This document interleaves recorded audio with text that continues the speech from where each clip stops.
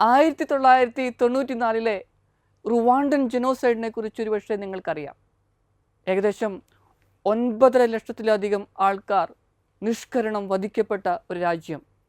ആ രാജ്യത്തേക്ക് കുറച്ച് ബൈബിൾ പ്രിൻ്റ് ചെയ്ത് അയക്കുവാനായിട്ട് ഞങ്ങൾ തീരുമാനമെടുത്തു. ഞങ്ങളുടെ ഒരു ധ്യാന കേന്ദ്രം അവിടെയുണ്ട്. അവിടുത്തെ അച്ഛൻ്റെ നിർദ്ദേശപ്രകാരമാണ് ഞങ്ങൾ അങ്ങനെ ചെയ്തത്. പ്രിയപ്പെട്ടവരെ, ഏകദേശം 10 ലക്ഷം ബൈബിൾ അവിടെ എത്തിക്കണമെന്നായിരുന്നു ഞങ്ങളുടെ ആഗ്രഹം. ആദ്യത്തെ കണ്ടെയ്നർ 15,000 ബൈബിൾ അയക്കുക എന്നുള്ളതാണ്. ഒരുപാട് പ്രതികൂല സാഹചര്യങ്ങളിലൂടെ ഞങ്ങൾ കടന്നുപോയി. സാങ്കേതികമായ തകരാറുകളുണ്ടായി. ഷിപ്പ് അവിടെ എത്താൻ വളരെ ഡിലേ വന്നു. 2025 നവംബർ 28 എത്തേണ്ട ബൈബിൾ ആ സമയത്ത് അവിടെ എത്തിയില്ല. അത് തന്നെയല്ല, മൊംബാസയിൽ നിന്നും 1500 കിലോമീറ്റർ ട്രക്കിന് പോകണം. പാതി വഴിയിൽ വെച്ച് ട്രക്ക് മറിയുകയും ചെയ്തു.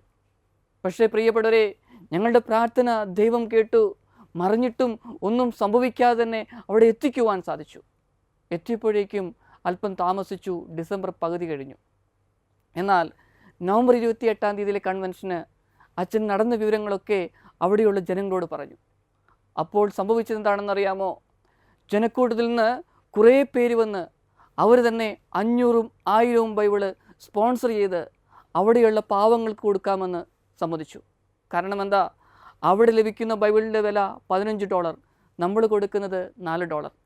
പാവങ്ങൾക്ക് ബൈബിൾ കിട്ടണമെങ്കിൽ നമ്മൾ കൊടുക്കേണ്ട ഒരവസ്ഥയിലേക്ക് വരുന്നു. പ്രിയപ്പെട്ടവരെ, ഇതിന് പിന്നിൽ ഒരുപാട് വേദനയിലൂടെ, തിക്ത അനുഭവങ്ങളിലൂടെ കടന്നു പോയപ്പോഴൊക്കെ എപ്പോഴും പ്രാർത്ഥനയുണ്ടായിരുന്നു. ദൈവം എത്തിക്കുമെന്നുള്ള ഒരു ചിന്തയുണ്ടായിരുന്നു. ഇപ്പോൾ ഞങ്ങൾ 2ാമത്തെ കണ്ടെയ്നർ ബൈബിൾ അയക്കുവാനുള്ള തയ്യാറെടുപ്പിലാണ്.